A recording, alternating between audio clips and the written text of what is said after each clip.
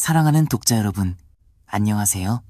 서윤의 달콤한 이야기에 오신 것을 환영합니다. 이 이야기를 즐겁게 들어주셨으면 하고 좋아요와 구독도 잊지 말아주세요. 그럼 이야기를 시작해볼까요? 예기치 못한 순간 형수가 저를 벽으로 밀어붙이며 꽉 껴안고는 장난스럽게 제 입술을 깨물었습니다. 순간적인 아픔이 스쳤지만 그보다 더 짜릿한 쾌감이 온몸을 덮쳤습니다. 놀라움에 눈이 번쩍 뜨였지만 이내 상황을 파악하고 그녀의 포옹을 받아들이며 제가 주도권을 잡았습니다. 여자에게 키스해본 경험이 없어 어설프게 서툴렀지만 그녀는 물러서지 않고 그 자리에 그대로 있었습니다. 어두운 복도에서 저를 감싸는 그녀의 온기는 터질 듯한 감각을 불러일으켰습니다. 단순한 키스 이상의 급박함을 느낀 저는 서둘러 열쇠를 꺼내 문을 열고 그녀를 소파로 이끌었습니다. 안녕하세요. 어릴 적 불의의 사고로 부모님을 잃고 저와 형은 할머니 손에 자라게 되었습니다. 그 시간도 잠시 제가 11살이 되던 해 할머니는 세월의 흐름에 따라 세상을 떠나셨고 저희 형제는 고아로 남겨졌습니다. 저보다 8살이나 많았던 형은 대학 진학의 꿈을 접어야만 했습니다. 19살의 어린 나이에 저를 먹여 살리기 위해 사회생활에 뛰어들었습니다. 형이 뒷바라지 덕분에 저는 국내 명문대에 진학할 수 있었습니다. 저는 흔들림 없는 결심으로 공부에 매진했고 결국 전액 장학금을 받으며 졸업할 수 있었습니다. 졸업을 7개월 앞둔 어느 날 형은 3년간 사귄 여자친구와 결혼했고 그녀는 제 형수가 되었습니다. 제가 금융회사에 취직했다는 소식을 듣고 형과 형수는 한우로 성대한 축하 파티를 열어주기 위해 길을 나섰습니다. 비극적이게도 그 길에서 두 사람은 큰 교통사고를 당했습니다. 병원의 삭막한 공간에서 눈을 떴을 때 가장 먼저 보인 익숙한 얼굴은 형수인 박서윤 씨였습니다. 그녀는 사고 당시 입었던 옷을 그대로 입고 있었고 긴 생머리는 엉망으로 헝클어져 있었습니다. 그녀의 큰 눈은 눈물로 붉게 충혈되고 퉁퉁 부어 있었습니다. 그 순간 저는 깨달았습니다. 형이 더는 이 세상에 없다는 것을요. 그 결정적인 순간에 형이 우리를 보호하기 위해 능숙하게 핸들을 꺾은 것입니다. 형수는 약간의 타박상만 입었고 저는 다리 골절과 척추에 큰 충격을 입었습니다. 의사는 가장 빨라도 회복에 약 6개월이 걸릴 것이라고 했습니다. 만약 상처가 덧나면 상황이 악화될 수도 있다고 말했습니다. 부모님이 일찍 세상을 떠나신 후 저희는 연락을 유지하는 친척 하나 없었습니다. 사실상 제게 길잡이가 되어준 사람은 형이었는데 이제 그 형마저 제 곁을 떠난 것입니다. 깊은 슬픔 속에서도 형수는 장례 절차를 처리하는 동시에 저를 돌봐주었습니다. 큰 충격과 함께 형이 죽음에 대한 죄책감에 시달리던 저는 날마다 깊은 절망에 빠져 온갖 나쁜 생각에 시달렸습니다. 제 상태를 본 형수는 분노에 차 제 뺨을 세게 때리며 정신 차리라고 소리쳤습니다. 형이 너 이러라고 살려준 줄 알아? 네가 이런 모습을 보면 형 마음이 어떻겠어? 형을 위해서라도 잘 살아야 해. 형수는 말을 잇지 못하고 방을 나갔습니다. 눈물 고인 그녀의 눈을 보며 저는 마음을 다잡기로 조용히 맹세했습니다. 그녀가 저를 원망하지 않는다는 사실에 안도감이 들었고 게다가 그녀는 매일 여러 종류의 국을 끓여주고 식사를 챙겨주었습니다. 꼼짝도 할 수 없었던 초반에 형수는 매일 다정하게 제 몸을 닦아주었습니다. 따뜻한 수건으로 제 피부를 부드럽게 닦아줄 때 저는 그녀의 귀가 빨개지는 것을 알아차릴 수밖에 없었습니다. 그럴 때면 저는 숨을 참고 천장을 빤히 쳐다보며 마음속의 설렘을 감추려 아무렇지 않은 척했습니다. 어느 정도 기운을 차리자 의사는 벽에 기댄 채 복도를 천천히 걸어다니라고 조언했습니다. 운동 시간이 될 때마다 그녀는 제 침대 곁으로 다가와 그녀의 가녀린 어깨를 내주며 제가 한 걸음 한 걸음 천천히 내디딜 수 있도록 이끌어 주었습니다. 어느 날 평소 운동 시간에 그녀가 오지 않자 저는 스스로 일어나 보려고 했습니다. 자세를 고쳐 잡고 몇 번이나 마음을 다잡은 끝에 마침내 일어설 수 있었습니다. 이마에 땀방울이 맺힌 채 저는 한 걸음 한 걸음 신중하게 복도를 걸어 나갔습니다. 저는 이제 자립할 수 있다는 것을 보여주고 싶었습니다. 복도 끝 모퉁이를 돌았을 때 거기에는 얼굴을 가린 채 눈물을 뚝뚝 흘리고 있는 그녀가 있었습니다. 그때 그녀의 전화벨이 울렸고 통화하는 그녀의 말을 듣자 저는 그녀가 슬퍼하는 이유를 알게 되었습니다. 저를 돌보는데 너무 많은 시간을 쏟은 탓에 결국 직장을 잃게 된 것이었습니다. 떨리는 그녀의 어깨를 보며 말로는 다 표현하기 힘든 깊은 감정이 저를 덮쳤습니다. 4개월이 조금 넘었을 때 제 고집에 못 이긴 형수는 마침내 제 퇴원을 허락해 주었습니다. 저는 빨리 취직해서 돈을 벌고 싶었습니다. 그녀 혼자 생활비 전부를 감당하게 하고 싶지 않았습니다. 대학 시절 내내 운 좋게도 많은 장학금을 받았고 2학년 때는 창업한 선배와 함께 프로젝트를 진행하는 귀중한 기회도 있었습니다. 졸업 전에는 한 금융회사로부터 좋은 조건의 입사 제안도 받았지만 그 교통사고로 모든 계획이 갑작스럽게 중단되었습니다. 집에 돌아온 첫날 밤 편안함 속에서 잠이 들었습니다. 하지만 그 평온함 속에서 제 안에서 어떤 다급한 욕구가 일었고 형수에게 도움을 청해야 하나 하는 생각이 들었습니다. 그때 욕실에서 졸졸 흐르는 물소리가 들려왔습니다. 그날 저녁 이미 샤워를 마친 형수가 왜 한밤중에 다시 몸을 씻는지 이해할 수 없어 저는 혼란스러웠습니다. 제가 의아해하고 있을 때 잔잔한 물소리와 뒤섞인 그녀의 불안한 목소리가 제 귀에 들려왔습니다. 그 순간 저는 형수가 왜 그런 행동을 하는지 깨달았고 잠은 완전히 달아나 버렸습니다. 저는 상황을 이해하려 애썼습니다. 그녀 역시 26살의 젊은 여자일 뿐이며 자신의 욕망을 억누르는 것이 힘들었을 거라고 되뇌었습니다. 우리가 사는 곳은 욕실이 하나뿐인 아담한 24평 아파트였습니다. 저는 제 방으로 돌아왔고 얼마 지나지 않아 형수가 나오는 소리가 들렸습니다. 잠을 청하려 했지만 소변이 마려운 느낌은 점점 더 강해졌습니다. 영원처럼 느껴지는 시간을 참아내다 결국 그녀를 부를 수밖에 없었습니다. 제가 깨어있는 것을 예상치 못했는지 형수는 순간적으로 당황했고 그녀의 뺨은 옅게 붉어졌습니다. 그녀는 혼란스러운 표정으로 무슨 일이냐고 물었고 저는 아무것도 모르는 척 화장실에 가고 싶다고 대답했습니다. 그녀는 안심한 듯 미소를 지으며 저를 욕실로 부축해 주었습니다. 바닥이 미끄러우니 조심해요. 방금 샤워해서요. 그녀는 그렇게 말하며 문을 닫고 나갔습니다. 저는 욕실에서 난간을 꽉 잡았지만 통증 때문에 소변을 볼 수가 없었습니다. 욕실에는 아직 완전히 사라지지 않은 부드러운 수증기가 남아 있었습니다. 세면대 위에는 그녀가 아무렇게나 벗어둔 옷가지와 함께 클렌징 폼, 바디워시, 그리고 여러 가지 물건들이 놓여 있었습니다. 그 옷들을 바라보는 순간 예기치 않은 감정이 솟구치며 심장이 빨리 뛰고 숨이 가빠졌습니다. 저는 의도적으로 세면대를 향해 걸어갔습니다. 갓 수술한 다리에 타는 듯한 고통을 느끼는 것이 당연했지만 그 순간 저는 통증을 전혀 느끼지 못했습니다. 그 드레스는 아이보리색의 긴 원피스로 저녁 식사가 끝난 후 형수가 입었던 바로 그 옷이었습니다. 드레스에는 마치 오래전 순간의 정수를 흡수한 듯 미묘한 온기가 남아 있었습니다.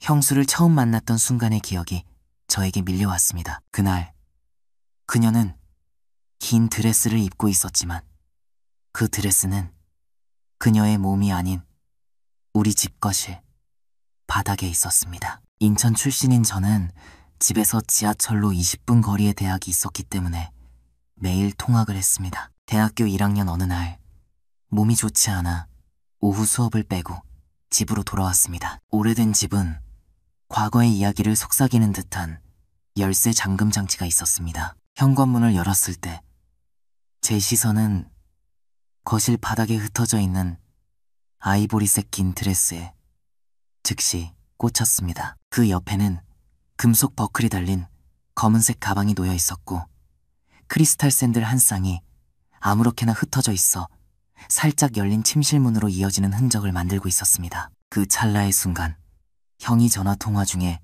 직장의 매력적인 여직원과 썸을 타고 있다고 무심코 말했던 기억이 떠올랐습니다. 아마도 그가 마침내 그녀와 데이트를 시작했나 보다 하는 생각이 들었습니다. 솔직히 제 가정 형편 때문에 연애에는 별 관심이 없었지만 눈앞에 펼쳐진 광경은 전혀 다른 종류의 충격을 주었습니다. 이제는 돌아봐야 한다고 생각했지만 제 발은 완고하게 그 자리에 뿌리 박혀 있었습니다. 결국 영원처럼 느껴지는 시간이 흐른 후 그들이 막 나오려는 것을 보고 저는 서둘러 도망쳤습니다. 형이 그녀를 우리 집에 소개하고 식당에서 함께 식사를 한 것은 여름방학 때였습니다. 그때서야 저는 그녀의 이름이 박서윤이라는 것을 알게 되었습니다.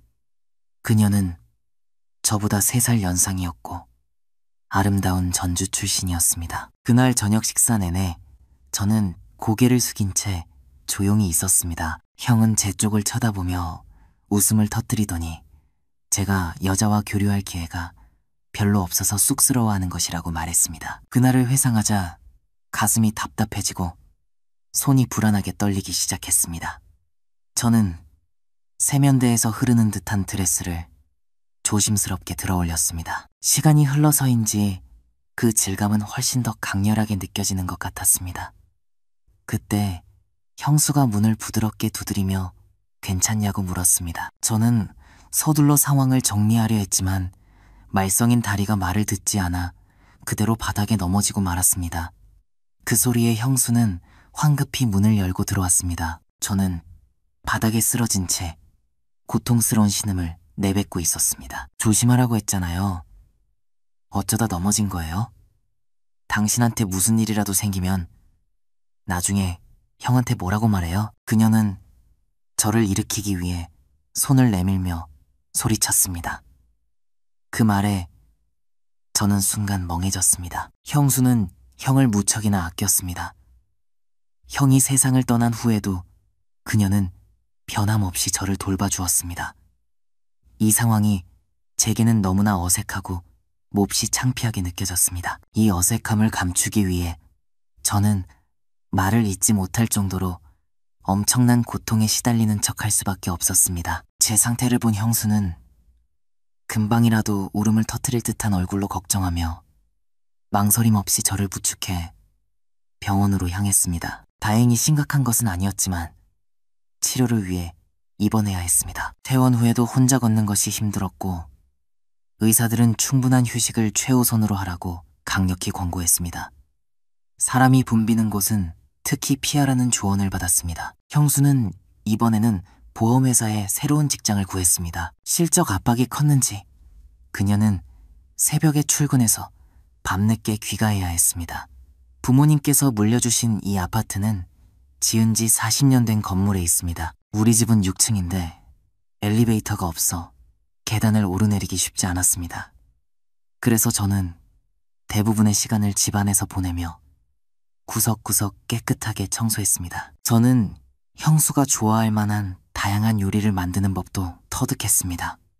그녀의 생일은 5월 25일이었지만 정작 본인은 잊고 있는 듯 했습니다. 아침에 출근하는 그녀에게 오늘 저녁은 조금 일찍 들어올 수 있는지 물었습니다.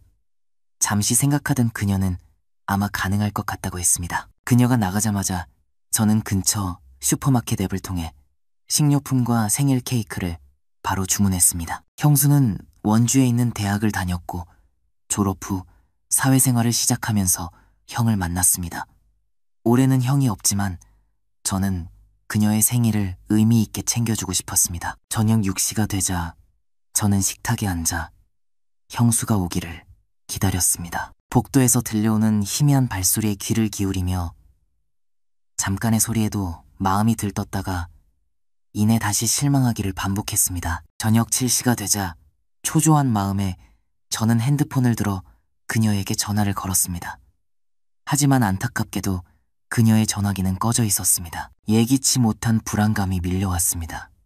걷는 데 있어서 상당한 진전을 이루었음에도 불구하고 형수는 계단에서는 항상 조심하라고 계속해서 당부했습니다. 더 이상 그녀에게 걱정을 끼치고 싶지 않았지만 왠지 그녀에게 무슨 일이 생긴 건 아닐까 하는 불안한 마음을 떨칠 수 없었습니다. 저는 택시를 부르고 외투를 걸치고 휴대폰을 챙겨 집을 나섰습니다.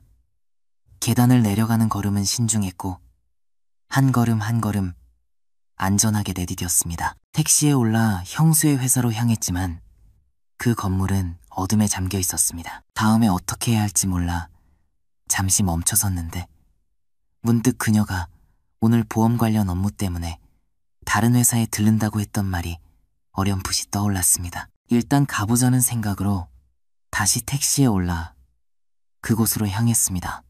그곳에 도착했을 땐 이미 밤 9시가 넘어 있었습니다. 택시에서 내리자 회사 근처 음식점들을 둘러보았습니다.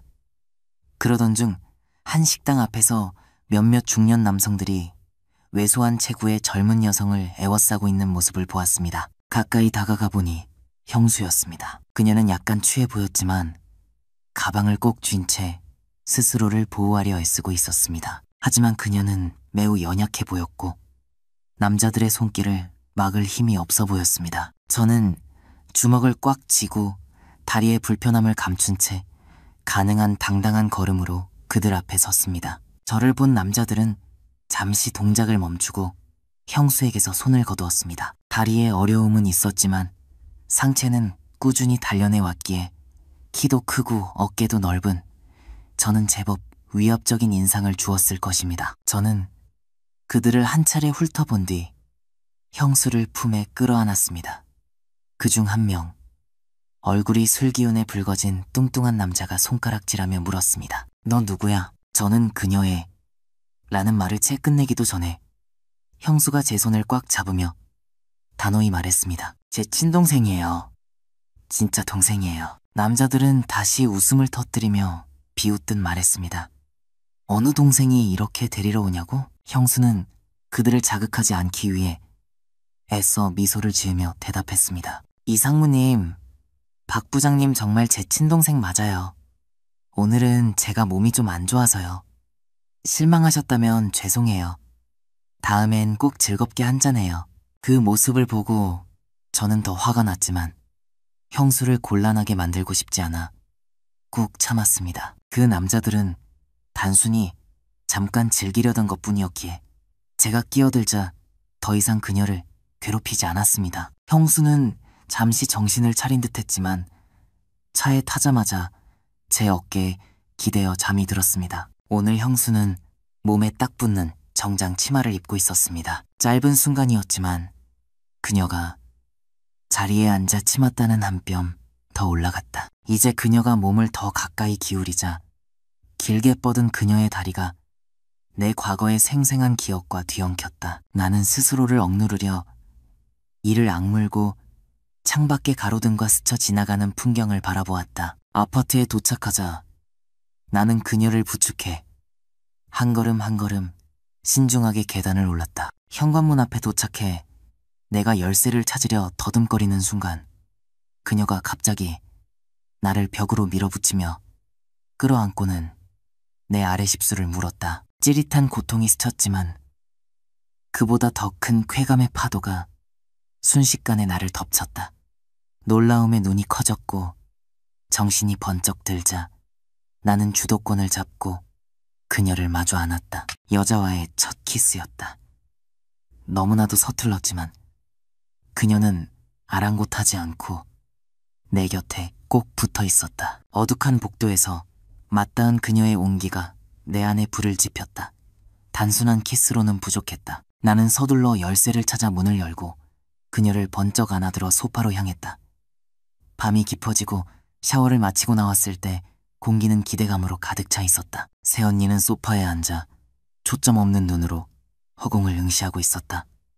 우리 앞 테이블 위에는 생일 케이크가 놓여 있었고 촛불은 약하게 흔들리다 거의 꺼져가고 있었다. 안도감이 밀려왔다. 나는 그녀 곁에 앉아 부드럽게 감싸 안으며 나지막이 속삭였다. 오늘 언니 생일이잖아요. 이 음식들 전부 내가 직접 만든 건데 다 식어버렸네요. 내일 다시 데워줄게요. 촛불 켜고 저녁 먹으면 분위기 좋다고 해서 초도 사왔는데 내 다리도 거의 다 나았어요. 오늘 전에 오라고 했던 그 회사에 연락했어요. 다음 주 월요일부터 출근하기로 했어요. 월급도 전에 얘기했던 대로예요. 나는 손가락으로 액수를 표시하며 말했다. 새언니는 시선을 피했다. 여전히 멍한 표정이었다. 나는 부드럽게 그녀의 턱을 들어 올리고 이마에 입을 맞추며 말했다. 이제 힘든 시간은 다 끝났어요.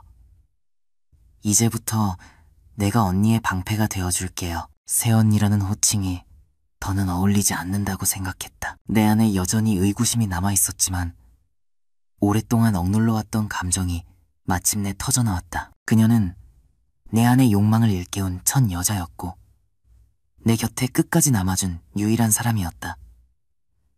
그녀는 내가 무엇보다 사랑하고 아껴주고 싶은 단 한 사람이었다. 그녀의 과거는 중요하지 않았다. 새언니는 내 품에서 벗어나 서서히 평정을 되찾았다. 그녀는 천천히 옷을 챙겨 입고 방 안의 모든 불을 켰다. 밝은 빛이 눈부셔 저는 눈을 감았습니다. 형수님은 테이블 위의 음식을 오랫동안 바라보다가 눈물을 머금고 말했습니다. 미안해. 오늘 나는 술을 과하게 마셨다. 너를 네 형으로 착각했어. 저는 그녀가 저녁에 돌아오지 않은 것에 대해 사과하는 줄 알고 웃으며 손을 저으며 말했습니다. 괜찮습니다. 다 지나간 일이에요. 그러나 형수님은 제 말을 가로막으며 말씀하셨습니다. 내가 말하는 건 오늘 내가 술에 취해서 너를 네 형으로 착각하고 실수를 저질렀다는 거야. 그 순간 마치 머리에 찬물을 끼얹은 듯 온몸이 얼어붙었습니다. 형수님은 말씀하셨습니다. 오늘 일은 없었던 걸로 하자. 이제 너도 거의 완쾌했으니 내가 더 이상 신경 쓸 필요는 없을 것 같아. 이제 나는 이 집을 떠날 시간이 왔어. 그녀가 이사 간다는 소식에 저는 갑자기 일어섰습니다. 거절당하는 것보다 형수님이 떠나는 사실이 더 견딜 수 없었습니다. 저는 내 양심을 속이며 말을 꺼냈습니다. 형수님, 사과드립니다. 모든 것이 제 탓입니다. 나는 스스로를 제어하지 못했다. 앞으로는 더욱 신중을 기하겠습니다. 형수님, 제발 떠나지 마세요. 저의 간절한 애원과 설득 끝에 형수님은 결국 남아주셨습니다. 새로운 회사에 적응하는 과정에서 상사와 동료들은 저를 따뜻하게 챙겨주었습니다. 첫 월급을 받았던 날, 퇴근 후 슈퍼마켓에서 장을 보고 백화점에서 형수님에게 잘 어울릴 젊은 스타일의 목걸이를 구입했습니다. 집에 도착하니 형수님은 베란다에서 빨래를 걷고 계셨습니다. 그녀는 제가 장을 본 것을 보고 놀라며 물었습니다. 오늘 무슨 날인데 이렇게 장을 많이 봤어? 기쁜 마음으로 그녀를 바라보며 말했습니다. 형수님, 오늘 첫 월급을 받았어요. 손에 물이 닿지 않도록 주의하세요. 제가 할게요. 형수님이 도와주려 했지만 저는 그녀를 주방 밖으로 내보내고 요리를 시작했습니다. 식사 시간에 저는 월급 카드와 목걸이 상자를 그녀 앞에 놓으며 이렇게 말했습니다. 오늘 처음으로 월급을 받았어요. 생일에 챙겨주지 못한 것에 대해 정말 미안해요. 앞으로 제 돈 관리는 형수님이 맡아주셨으면 해요. 이 목걸이 비싼 거 아니에요. 헛돈 썼다고 하지 마세요, 형수님. 그녀는 말없이 고개를 끄덕이며 눈물을 뚝뚝 흘렸다. 나는 그녀의 흐느낌이 잦아들기를 기다리며 묵묵히 그녀의 접시에 음식을 더 덜어주었다. 알았어요. 그녀가 마침내 속삭였다. 잘 간수할게요. 도련님 결혼할 때 쓸 돈까지도요. 형수님, 저는 여자친구 사귈 생각 없어요. 도련님은 좋은 분이니까 분명 좋은 여자 만날 거예요. 그때 나는 그녀가 이미 떠나기로 마음먹었다는 것을 전혀 눈치채지 못했다. 다음날 퇴근하고 집에 돌아와 보니 형수님은 사라지고 없었다. 그녀의 모든 짐이 흔적도 없이 사라져 있었다. 전화를 걸어보았지만 없는 번호였다. 나는 미친 듯이 집 안을 뒤지며 그녀의 흔적을 찾았지만 남은 것이라고는 XX일의 일을 잊어줘라는 6글자가 적힌 쪽지 한 장뿐이었다. 나는 필사적으로 사방을 찾아 헤맸지만 그녀는 마치 이 세상에서 지워진 사람처럼 소리 소문 없이 사라져버렸다. 심지어 친정에도 돌아가지 않았다. 시간이 흐를수록 나는 그녀가 떠났다는 현실을 받아들일 수밖에 없었다. 그 후로 나는 일에만 모든 에너지를 쏟아부었다. 성과는 뛰어났고 2년 만에 팀장으로 승진했으며 그로부터 불과 1년 뒤에는 부서장 자리에 올랐다. 월급도 상당히 올라 시내 중심가에 34평짜리 아파트를 살 수 있게 되었다. 하지만 내 마음은 여전히 24평짜리 낡은 그 집에 묶여 있었다.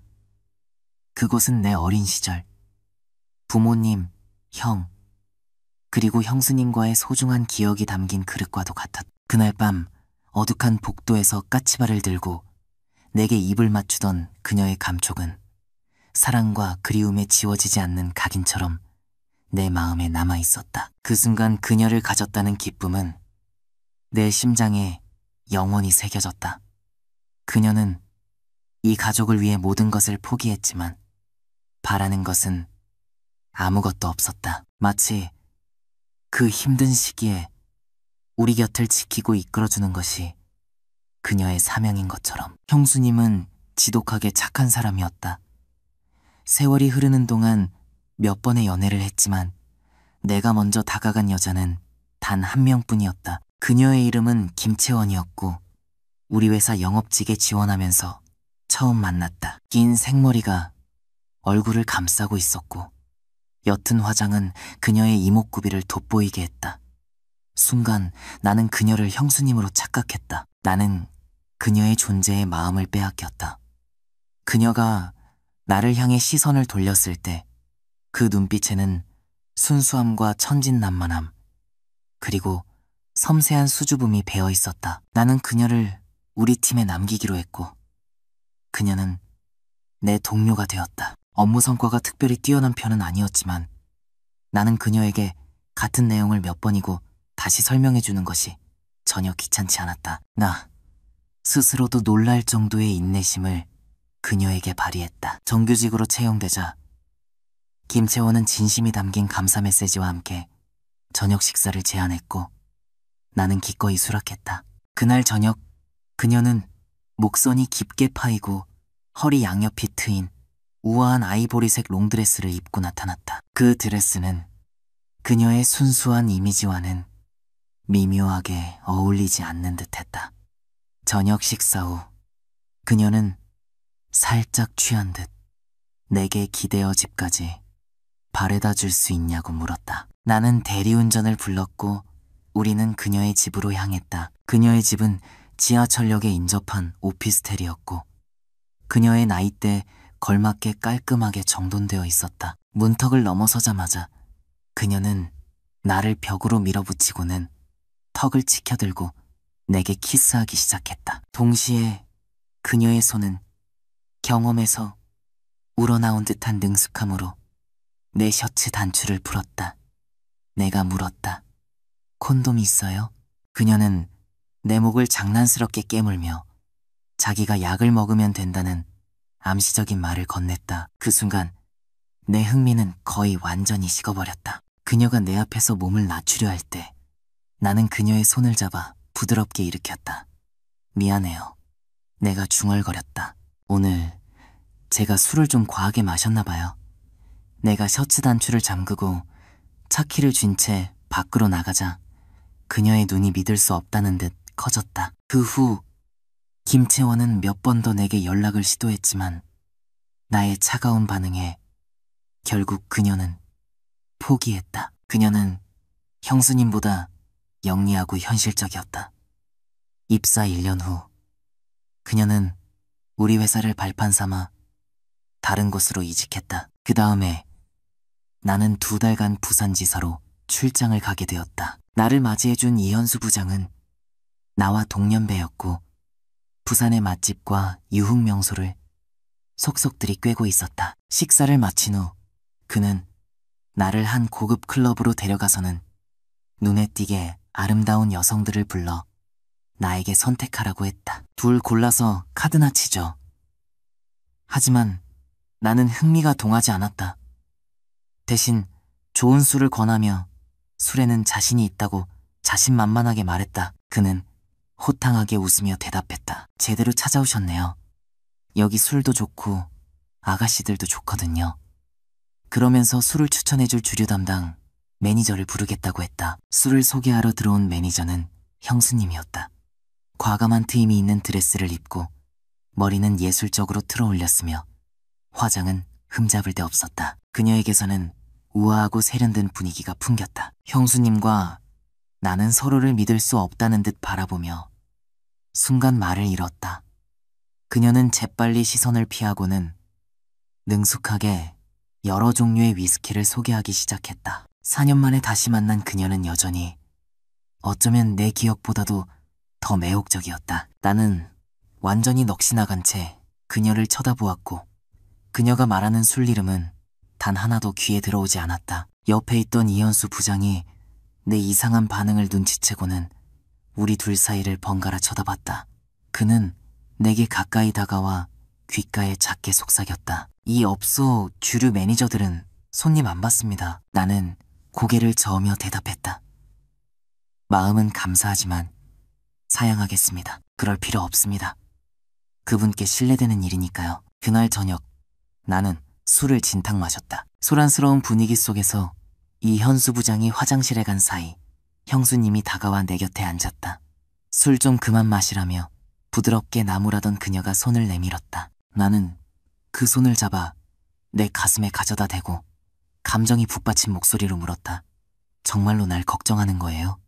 진심이에요? 그녀의 눈에 맺혀있던 눈물이 뺨을 타고 흘러내렸다. 미안해요. 내 눈에도 눈물이 차올랐다. 나는 그녀를 따뜻하게 끌어안으며 속삭였다. 내가 형수님 없이 어떻게 지냈는지 알아요? 당신이 떠난 뒤에 내가 얼마나 힘들었는지 짐작이나 해요. 형수님의 흐느낌은 더욱 커졌고 그것은 우리 shared pain의 무게를 실은 메아리처럼 울렸다. 나와 함께 가요. 내 짝이 되어주세요. 우리 같이 살아요. 그녀는 그저 고개를 저을 뿐이었고 그 거절은 허공에 메아리쳤다. 나는 억지로 그녀를 클럽에서 데리고 나와 택시에 태워 호텔로 향했다. 그날 밤 나는 만취해 정신을 잃었고 형수님은 밤새도록 울었다. 나는 그녀에게 돌아와서 나와 함께 살자고 내 아내가 되어달라고 애원했지만 그녀는 나를 거절했다.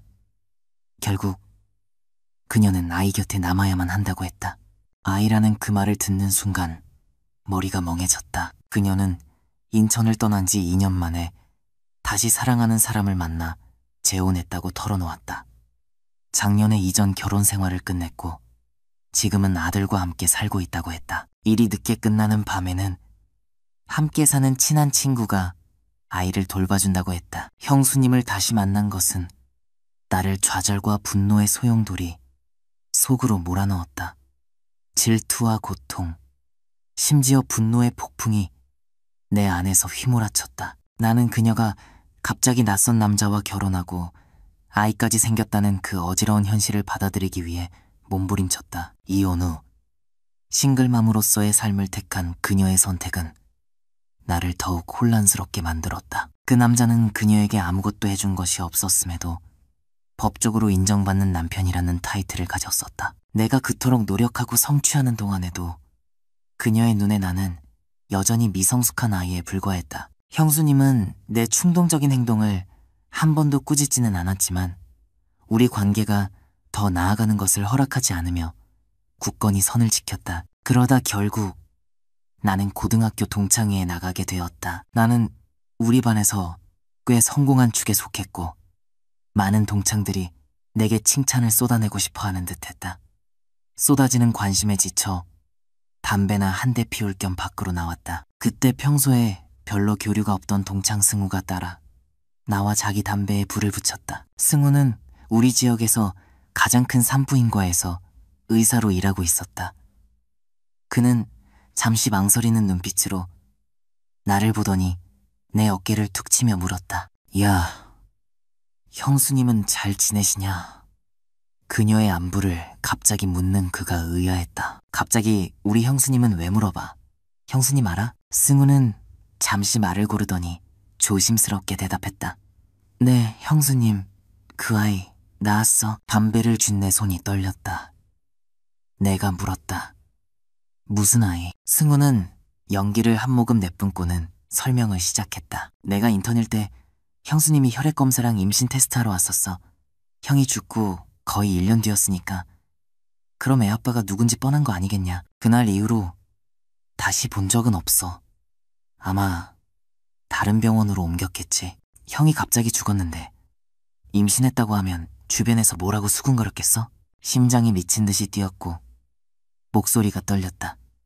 승우야, 형수님 진료 기록 좀 찾아봐 줄 수 있냐? 그건 왜? 확인해야 할 게 있어. 다음 날 승우는 내게 형수님의 진료 기록을 건네주었다. 그녀와 함께 보낸 그날 밤으로부터 3주 후 임신이 확인되었다는 기록이었다. 그 순간 모든 진실이 퍼즐처럼 맞춰졌다. 임신 사실을 알게 된 그녀는 두려움에 나를 떠나 인천을 벗어났고 혼자서 우리 아이를 품고 있었던 것이다. 이 사실을 알고 나니 더 이상 침착함을 유지할 수가 없었다. 나는 첫 비행기를 타고 부산으로 향했다. 이현수 부장을 통해 어렵지 않게 그녀의 전화번호와 주소를 알아낼 수 있었다. 부산에 도착했을 때 도시의 불빛은 눈부시게 반짝였다. 그녀가 사는 아파트 단지에 도착했을 때 저녁 공기는 아이들의 웃음소리로 가득했다. 9층에 도착해 문을 두드리자 얼마 지나지 않아 5살쯤 되어 보이는 작은 남자아이가 문을 열었다.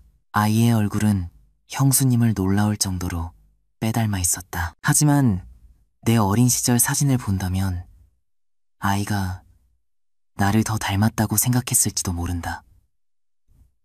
주방 문이 열리며 앞치마를 두른 형수님이 뛰쳐나왔다. 그녀의 얼굴에 스친 짧은 충격과 당혹감. 그녀는 재빨리 시선을 피하며 머리를 매만지는 척 생각을 가다듬었다. 이내 나를 안으로 들어오게 하고는 아직 요리가 2개 더 남았다며 저녁 식사 전까지 잠시만 기다려달라고 부탁했다. 나는 온통 그녀에게 사로잡혔다.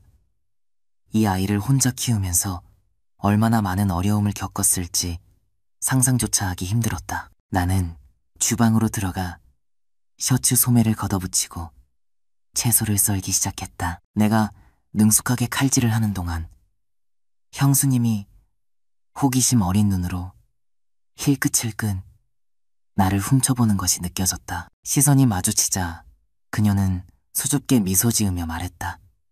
솜씨가 제법이네요. 집안일도 잘하고 나중에 부인 되실 분이 참 좋아하겠어요. 마지막 요리를 끝낸 그녀는 주방이 좁다며 나를 부드럽게 밖으로 내보냈다. 거실로 들어서자 바닥에 흩어진 장난감들이 눈에 들어왔고 그 한가운데에 작은 아이가 앉아 있었다. 그 순간 이상한 만족감이 나를 감쌌다. 낯설고 꿈만 같은 경험이었지만 오랜만에 처음으로 소속감을 느꼈다. 나는 아이 앞에 자리를 잡고 앉아 이름을 물었다. 이름이 뭐니? 아이가 대답했다. 김은우요. 그 순간 은우가 고개를 갸웃하며 물었다. 아저씨, 우리 엄마 남자친구예요. 예상치 못한 질문에 순간 할 말을 잃었다. 이내 내 얼굴에 미소가 번졌다. 내가 대답했다. 내가 내 엄마 남자친구처럼 보여? 은우는 순수하고 사랑스러운 얼굴로 고개를 끄덕이며 말했다. 네, 아저씨 착해 보여요. 우리 엄마 남자친구 해도 될 것 같아요. 나는 더 이상 할 말을 찾지 못했다. 전에는 너무 서두르다 그녀를 놀라게 해서 떠나보냈다. 이번에는 좀 더 천천히 다가가기로 마음먹었다. 나는 그녀에게 충분한 시간을 주려 했다. 정적이 흐르는 순간 은우의 입술이 파르르 떨리더니 크고 맑은 눈에 눈물이 고이기 시작했다. 며칠만 있으면 우리 유치원에서 운동해야 하는데 선생님이 아빠 엄마가 같이 와야 한대요. 나는 아빠가 없어서 자로 달리기를 못한단 말이에요. 반 애들이 그것 때문에 놀려요. 그 말을 듣자 가슴이 미어지는 것 같았다. 나는 은우를 무릎에 앉히고 부드럽게 눈물을 닦아주며 물었다. 자루 달리기가 뭔데? 은우는 신이 나서 어른과 아이가 함께 자루에 들어가 깡충깡충 뛰는 재미있는 놀이라고 설명했다. 주로 아빠들이 참석하는 행사라고도 덧붙였다. 은우에게 행사 날짜를 정확히 물어본 뒤 나는 약속했다. 그럼 그날은 아저씨가 같이 가줄게. 어때? 은우의 눈이 흥분으로 반짝였고 긴 속눈썹에는 눈물 한 방울이 아슬아슬하게 매달려 있었다. 정말요? 와, 신난다. 아빠라고 불러도 돼요? 그 순간 국그릇을 든 형수님이 나왔다. 은우의 말을 들은 그녀의 얼굴이 새하얗게 질렸다. 은우야, 그런 말 함부로 하는 거 아니야. 그녀의 단호한 목소리에 놀란 은우가 울음을 터뜨렸다. 나도 아빠가 필요하단 말이야. 다른 애들은 다 아빠 있는데 나만 없잖아. 형수님은 입술을 꾹 다물고 국그릇을 내려놓고는 돌아서서 눈물을 쏟아냈다. 그날 저녁 우리는 말없이 식사했다.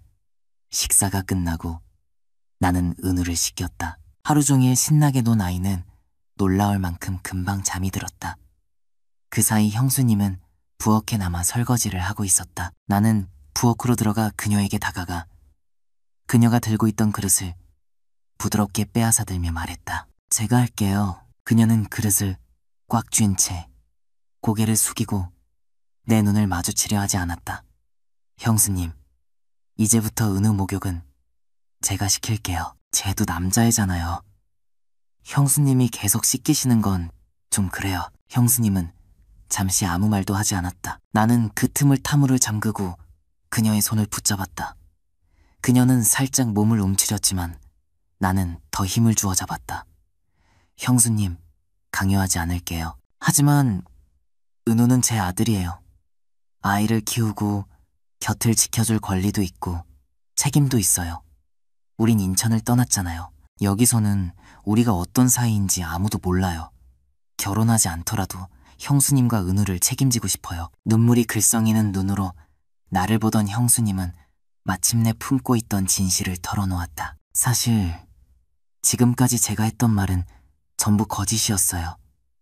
그날 화장실에서 치마가 올라간 것도 다 알고 있었어요. 제 생일날 도련님을 형님으로 착각한 것도 아니었고요. 그저 제 감정을 마주할 용기가 없었어요. 마치 제가 못된 여자라도 된 것처럼 형님을 배신하는 기분이 들었어요.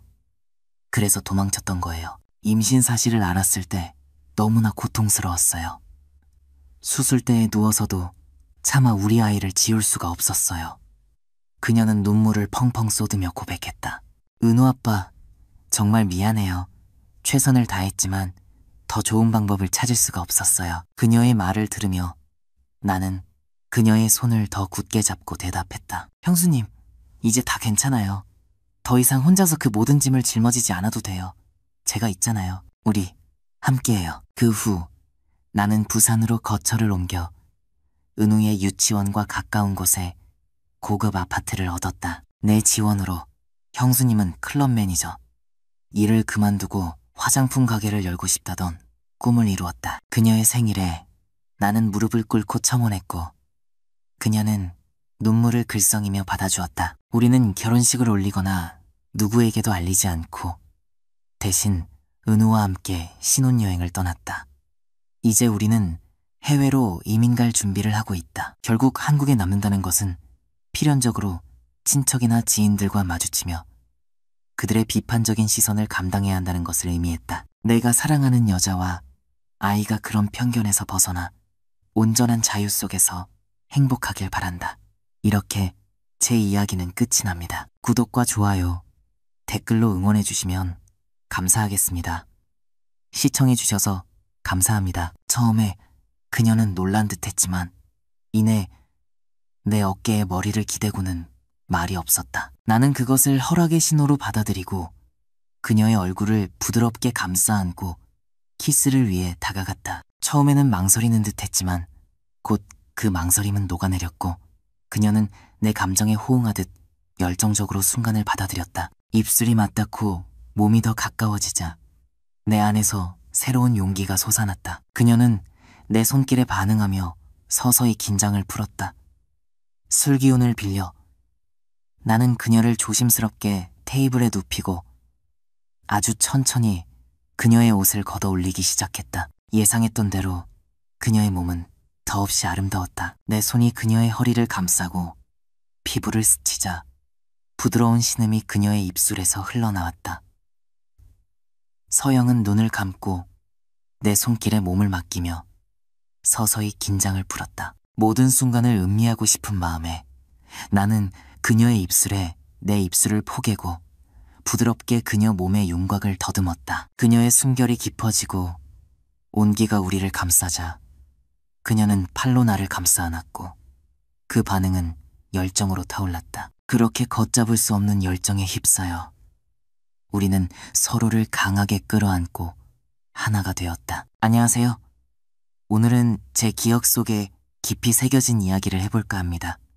올해로 48살이 된 저는 2년 전 아내를 코로나로 잃었습니다. 아내는 평소에도 몸이 약한 편이었는데 코로나에 걸린 후 회복하지 못하고 결국 세상을 떠나고 말았습니다. 우리는 캠퍼스 커플이었고 졸업 후 곧바로 첫째 아이가 생겨 서둘러 결혼하며 여정을 시작했습니다. 우리는 함께 수많은 어려움을 헤쳐나왔습니다. 과거를 돌이켜보면 아내와의 추억이 얼마나 소중한 것이었는지 새삼 깨닫게 됩니다. 저보다 3살 어린 아내는 제 인생의 한 줄기 빛과 같은 존재였습니다. 아내의 친절함은 늘 한결같았고 웃을 때면 눈이 반달 모양으로 변하며 반짝였습니다. 주변 모든 사람에게 다정했고 따뜻함을 발산하는 사람이었습니다. 제가 아내를 처음 만난 것은 대학교 2학년 때였습니다. 군 복무를 마치고 복학한 직후였습니다. 어느 날 문득 저는 관심 있던 교양 과목의 공개 강의를 듣기로 했습니다. 늘 듣던 전공 과목에서 벗어나 다른 학과 수업을 경험해보고 싶었습니다. 그 강의실에서 제 미래의 아내를 처음 보게 된 것입니다. 그 순간 대체 저 사람은 누구일까 하는 호기심과 설렘이 뒤섞인 감정에 휩싸였다. 머리는 단정하게 묶어 올렸고 커다란 눈이 유독 돋보였으며 설명할 수 없는 따뜻함이 느껴졌다. 수업이 끝나자 내 머릿속은 온통 그 알 수 없는 여자에 대한 생각으로 가득 찼다. 나는 동기들에게 그녀의 신상과 원래 전공에 대해 물었다. 그들은 그녀가 원래 다른 과였지만 이번 학기에 전과를 결심하고 이 수업에 들어왔다고 알려주었다. 그렇게 큰 변화를 감수할 정도면 자신의 진로에 대해 뚜렷한 비전이 있나 보구나. 정말 대단하다라는 생각이 들었고 이는 내 호기심을 더욱 깊게 만들었다. 나는 그 호기심을 실체적인 무언가로 바꾸고 싶은 강한 충동을 느꼈다. 솔직히 말해 당시 우리 집안의 경제 사정은 꽤 어려워서 나는 생계를 유지하기 위해 여러 아르바이트를 병행해야만 했다. 게다가 막 복학한 터라 친구도 별로 없었고 동아리 활동도 잠시 중단한 상태였다. 하지만 이런 어려움 속에서도 예상치 못한 용기가 내 안에서 솟아올랐다. 그 순간 젊음의 객기인지 첫눈에 반한 듯한 짜릿한 설렘 때문인지 나는 용기를 내어 그녀에게 다가갔다. 저기요, 혹시 이 수업 계속 들으실 건가요? 심장이 미친 듯이 뛰었다. 처음에는 그녀의 반응이 미지근했고 호기심 어린 눈으로 나를 보며 경계하는 기색이 살짝 엿보였다. 네, 그런데요. 왜요? 그녀가 흥미로운 듯한 톤으로 대답했다. 대화를 이어가기 위해 나는 제안했다. 저도 이 수업에 관심이 많은데 혼자 듣다 보니 질문하기가 좀 그래서요. 혹시 같이 스터디하지 않으실래요? 아내는 잠시 생각에 잠긴 후 조심스럽게 대답했다. 아직 확실히는 모르겠어요. 하지만 나중에 문제 풀다 어려운 거 있으면 같이 볼 수는 있겠죠. 돌이켜보면 그때가 아내가 처음으로 마음을 아주 살짝 열어준 순간이었던 것 같아. 나는 그 대화의 기회를 놓치지 않고 매 수업이 끝난 후 그녀와 조금씩 더 이야기를 나누었다. 가끔 과제나 시험에 대해 의견을 교환하기도 하면서 우리는 서서히 서로에게 가까워지기 시작했다. 얼마 지나지 않아 나는 주도적으로 그녀에게 데이트 신청을 했다. 돌이켜보면 참 대담한 용기였지만 나는 카페 가서 차 한잔 하실래요? 라고 제안하며 자연스럽게 그녀를 계속 만났다. 한두 번 만나면서 우리는 점차 서로를 이해하게 되었고, 그 시간 동안 나는 그녀가 처음에는 언어학에 열정을 가졌다가 문학으로 방향을 틀게 된 여정을 알게 되었다. 나는 IT 분야를 공부했기에 그녀의 세계와는 꽤 거리가 있었다. 하지만 대화를 나누면서 서로 다른 학문의 미묘한 차이를 탐색하는 것이 예상외로 매혹적이라는 것을 발견했다. 우리의 관계는 2학년 말 무렵에 꽃을 피웠고 정확히 6개월 후 우리는 공식적인 커플이 되었다. 내게 있어 그것은 내가 감행했던 가장 큰 모험이었다. 가진 재산도 명망 있는 가문도 없었기에 나는 오로지 나의 진심을 그녀에게 전하고 싶은 간절한 마음뿐이었다. 아내는 나의 재정 상태나 출신보다는 나의 성품과 끊임없는 성실함을 훨씬 더 높이 평가해 주었던 것 같다. 그녀는 내가 아르바이트를 3개나 하면서도 모든 수업에 출석하고 각 프로젝트 과제를 완수하는 나의 성실함을 인정하며 칭찬해주곤 했다. 문제는 대학교 마지막 학년에 터졌다. 지금 돌이켜보면 참으로 부주의했던 시기였다. 그때까지 나와 아내는 잠자리를 가질 때 항상 피임에 신경을 썼었다. 우리는 그것을 고무장갑이라 부르며 장난스럽게 농담을 주고받으면서도 항상 조심성을 잃지 않았다. 하지만 한 번은 방학 동안 아르바이트를 열심히 하고 부지런히 돈을 모은 후 여자친구와 함께 어디든 여행을 떠나고 싶은 강한 욕구가 생겼다. 그때 마침 항공권 할인 이벤트가 눈에 띄었고 우리는 매혹적인 제주도 해변으로 향하게 되었다. 이전에 동아리 친구들과 그곳을 방문한 적이 있었지만 이번에는 달랐다. 여자친구와 단둘이 떠나는 첫 여행이었다. 2박 3일간의 모험은 비현실적으로 느껴졌다. 우리는 해변을 거닐고 유명한 식당에서 식사하고 활기찬 야시장을 돌아다녔으며 스쿠터를 빌려 아름다운 해안도로를 달리기도 했. 그러나 문제는 마지막 밤에 발생했다. 우리가 가져온 콘돔을 전부 다 써버린 것이다. 그 순간 순진한 생각이 내 머릿속을 스쳤다. 설마 딱 한 번인데 괜찮겠지. 한 번으로 임신할 리가 없어. 아내와 나는 황홀한 분위기에 휩싸였고 서로의 욕망이 뒤엉켜 그날 밤 우리는 아무런 방비 없이 잠자리를 가졌다. 여행이 끝나고 5주가 지난 후 다시 학교 생활의 리듬으로 돌아왔을 때 아내가 조용하고 다급한 목소리로 나를 불렀다. 그녀가 며칠째 생리가 없고 뭔가 느낌이 이상해 라고 털어놓았을 때 우리는 서둘러 가장 가까운 약국으로 달려가 임신 테스트기를 사서 확인해 보았다. 눈에 눈물이 글썽인 채 아내는 내게 테스트기를 내밀었다. 처음에는 내가 무엇을 보고 있는지 몰라 어쩔 줄 몰랐다. 그녀가 2개의 선명한 줄을 가리키며 감정이 복받친 떨리는 목소리로 임신 소식을 전했다. 내 생각은 순간 멈췄지만 이내 책임감의 무게가 느껴졌다. 무엇보다도 그녀와 결혼하겠다는 나의 진심 어린 마음에 힘입어 나는 결단력이 솟구치는 것을 느꼈다. 두려움이나 불안감에 굴복하는 대신 나는 재빨리 대답했다. 알았어. 같이 키우자. 우리 결혼하자. 물론 현실은 훨씬 더 복잡했다. 우리는 아직 졸업을 앞두고 있었고 나는 막 취업 준비의 세계로 뛰어들 참이었다. 임신 사실이 명백해지면 아내는 필연적으로 학업을 중단하거나 휴학을 해야 할 터였다. 인터넷이 아직 일상의 일부로 자리 잡지 않았던 시절 임신, 출산, 결혼에 대한 지식을 얻기 위해 우리는 친척, 선배, 이웃들에게 지혜를 구했고 매번의 대화는 미지의 세계로 한 걸음 내딛는 것과 같았다.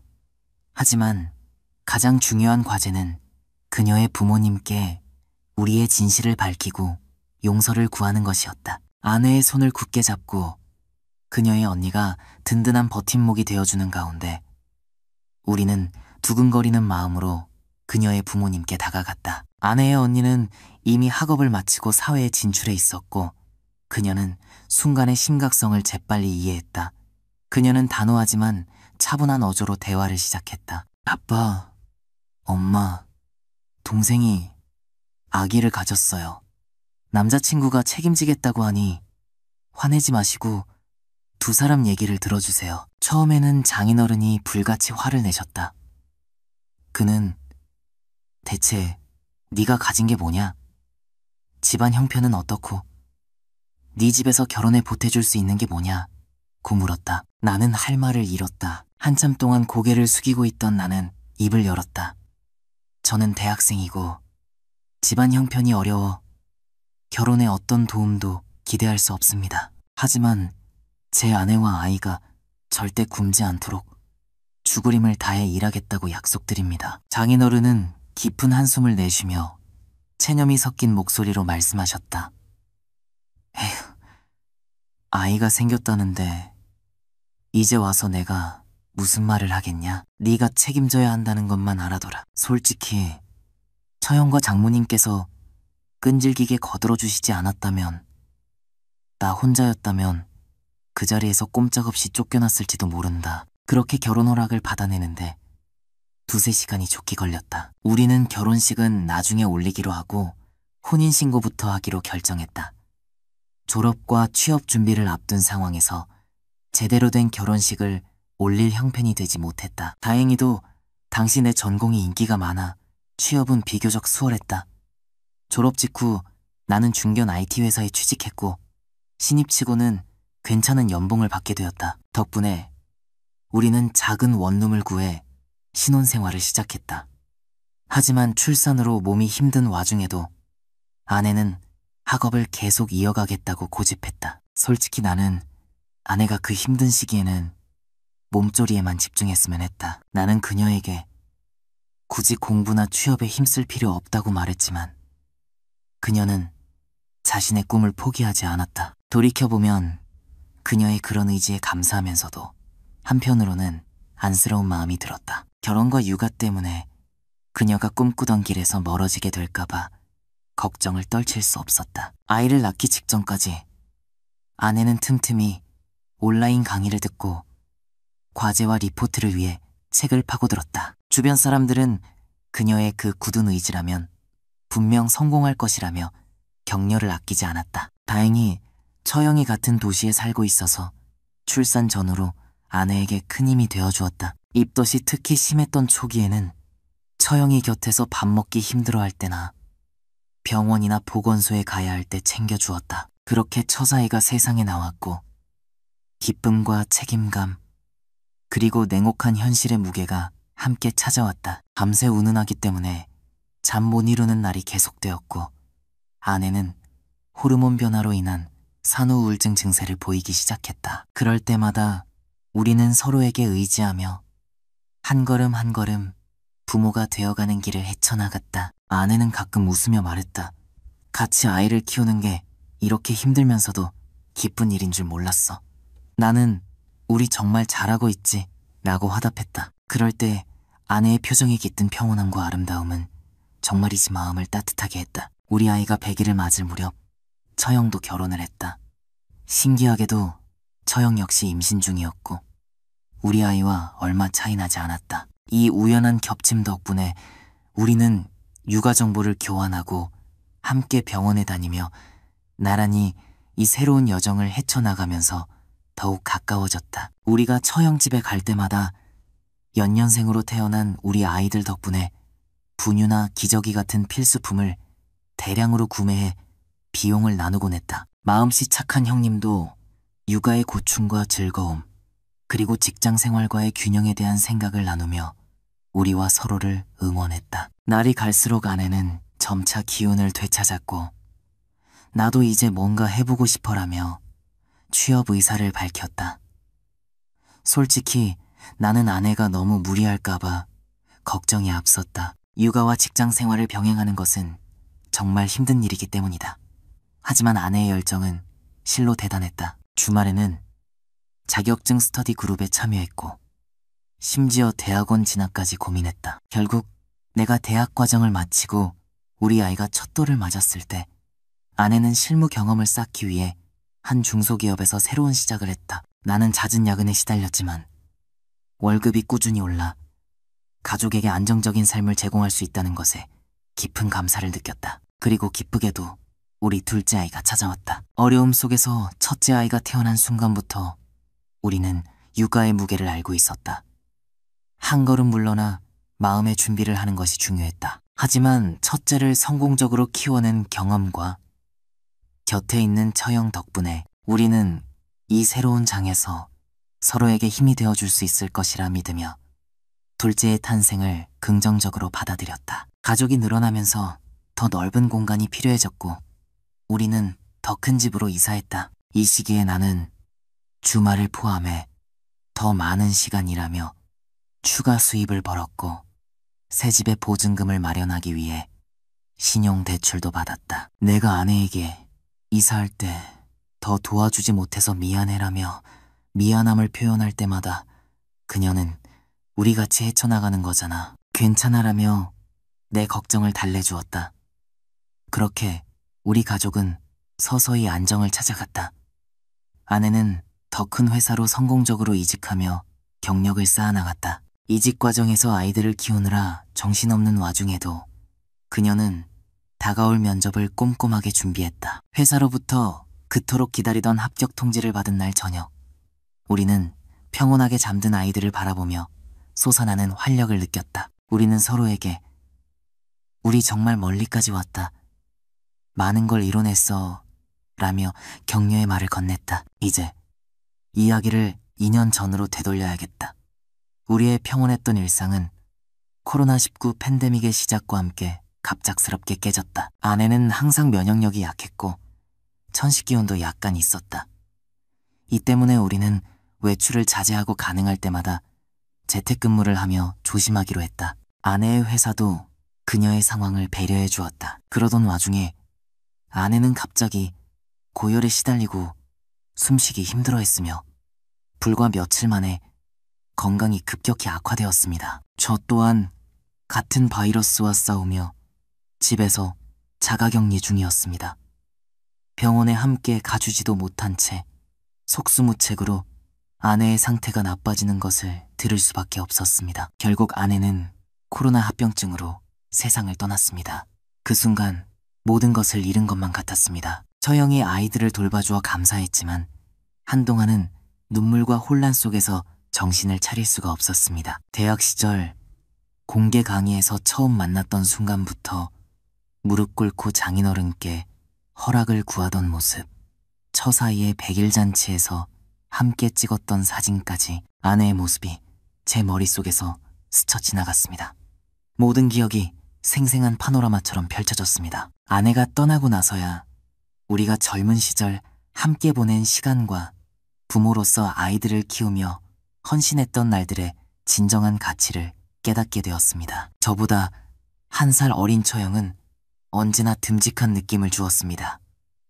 처형은 우리 집안의 좋은 유전자는 전부 내 동생한테 갔다고 농담처럼 말하곤 했습니다. 실제로 아내가 키도 조금 더 크고 이목구비도 더 화려한 편이긴 했습니다. 하지만 그렇다고 처형이 매력적이지 않다는 말은 아닙니다. 160cm가 넘는 키에 사랑스러운 계란형 얼굴, 그리고 겸손함과 쾌활함이 균형을 이룬 환한 미소를 가졌습니다. 처형은 주변 사람들을 늘 세심하게 챙기는 자상한 성품을 지녔고 어떤 어려운 일이든 선뜻 나서서 해결하곤 했습니다. 아내와 제가 결혼 서약을 하기 전 처형은 이미 직장 생활을 통해 풍부한 사회 경험을 쌓은 상태였습니다. 우리가 졸업과 결혼을 앞두고 있을 때 처형은 우리에게 실질적인 조언들을 아낌없이 해주었습니다. 결혼 예물보다 첫 신혼집 계약서의 조건이 더 중요하다고 강조했고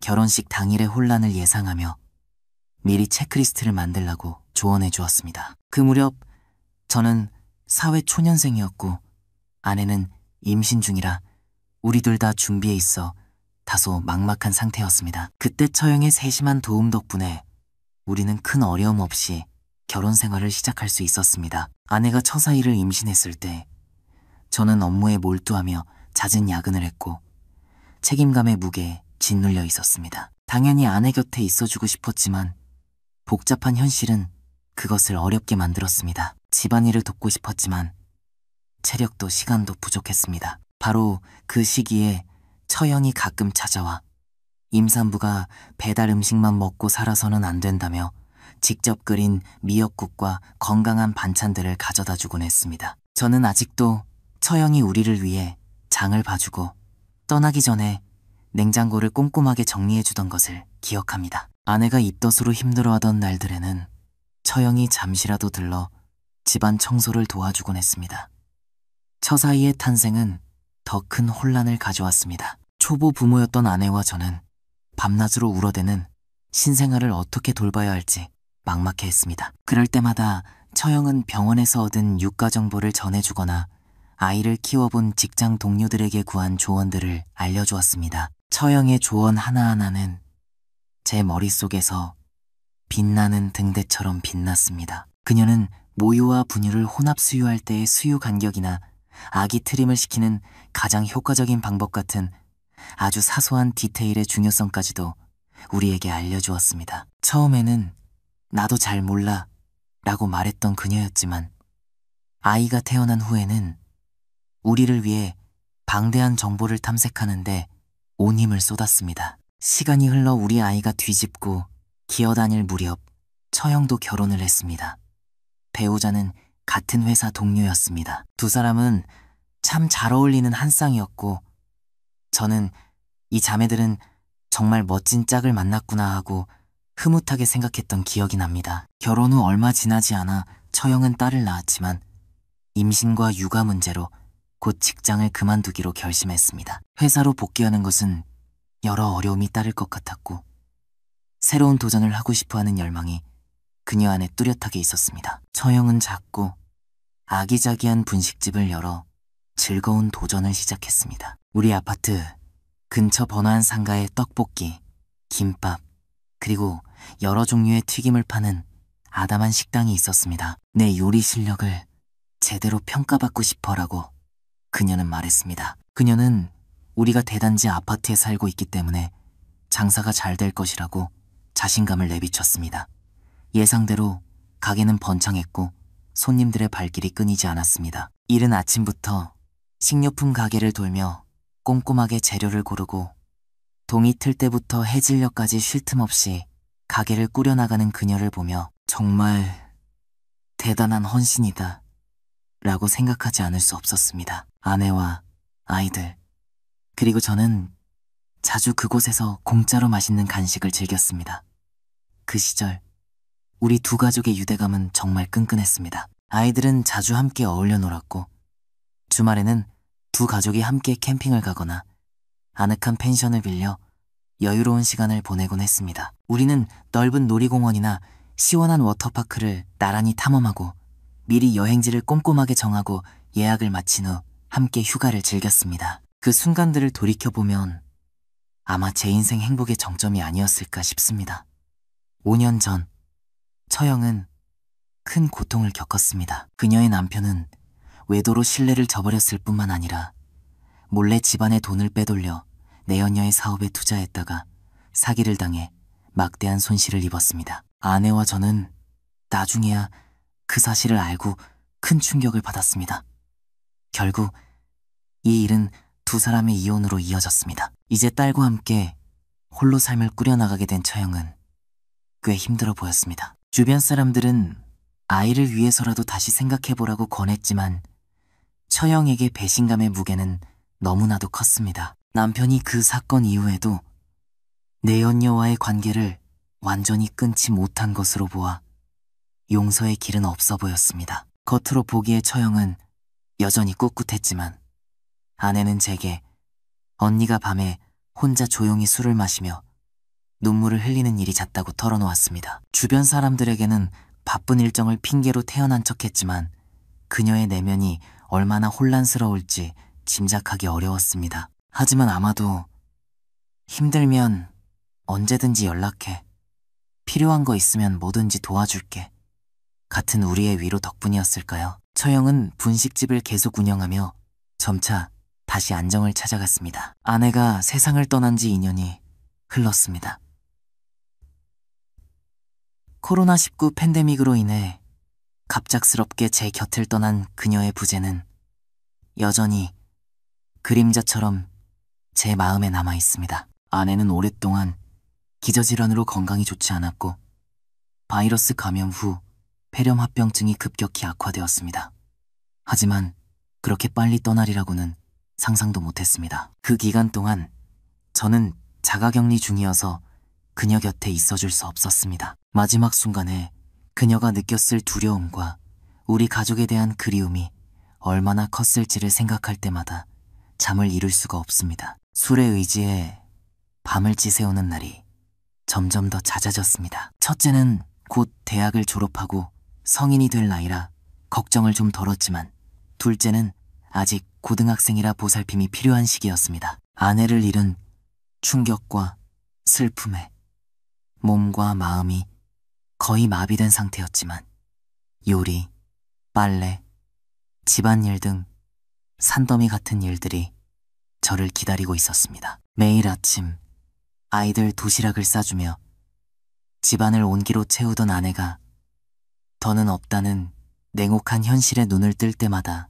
절망에 빠졌습니다. 퇴근 후 텅 빈 집으로 돌아오는 것은 견딜 수 없는 고독이었습니다. 어느 날 문턱을 넘어서며 저도 모르게 여보, 나왔어 라는 말이 튀어나왔고 그 뒤로는 눈물이 왈칵 쏟아졌습니다. 제 정신 상태도 위태로웠고 둘째는 점점 더 자기 방으로만 들어가 버려 우리 둘 다 서로를 지탱해줄 감정적 여유가 없었습니다. 가장 가까이에서 우리를 챙겨준 사람은 처형이었습니다. 동틀역부터 해질녘까지 쉴 틈 없는 분식집이라도 불구하고 처형은 아내가 떠난 후 거의 매일 우리 집에 들렀습니다. 그전까지 우리 두 가족은 좋은 관계를 유지해왔지만 제가 아내를 잃은 후 처형은 마치 아내의 빈자리를 메우려는 듯 열정적으로 나섰습니다. 오늘 저녁은 드셨어요? 애들은 학교 다녀와서 밥 챙겨 먹었고요. 그녀는 우리의 안부를 묻는 모든 질문에 진심 어린 걱정을 담았습니다. 사소해 보일지 모르지만 그 질문 하나하나가 제게는 큰 의미였습니다. 슬픔에 잠겨 멍하니 앉아있던 저는 그녀가 가져온 장바구니에 담긴 채소와 고기를 보고 나서야 비로소 부엌으로 들어갈 힘을 낼 수 있었습니다. 제 아이도 비슷한 변화를 겪었습니다. 반찬이 없어 컵라면으로 끼니를 때우던 아이는 이모가 반찬 두고 갔네. 데워서 먹어야겠다고 말하며 서서히 일상의 감각을 되찾기 시작했습니다. 매일 밤 저는 아내의 부재를 곱씹으며 술에 의지했습니다. 그럴 때마다 처형은 형부라고 부르며 제게 연락해왔습니다. 술 좀 줄이세요. 그러다 몸 상해요. 그리고 울고 싶으면 그냥 우세요. 가슴에 담아두지 마세요.